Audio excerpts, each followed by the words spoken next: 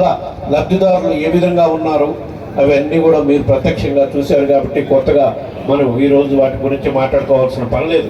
ఎందుకంటే దేశంలో ఏ రాష్ట్రంలో కూడా అమలు చేయని సంక్షేమ పథకాలు అవినీతికి తాము లేకుండా అర్హులైన ప్రతి పేదవాడికి, మరీ ముఖ్యంగా బీసీలకి, బలహీన వర్గాలకి వివిధ సందర్భాల్లో మనం మాట్లాడుకోవడం జరిగింది. మీరందరూ ప్రత్యక్షంగా కూడా చూశారు.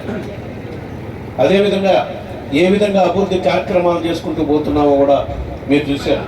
దేశంలో ఏ రాష్ట్రంలో కూడా ఇటువంటి అభివృద్ధి కార్యక్రమాలు లేవు.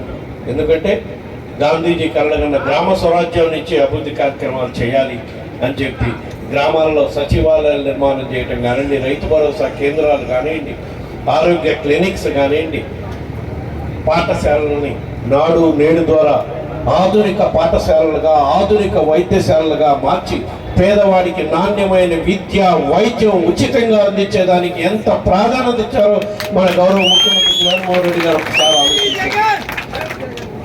జగనన్న ఆరోగ్య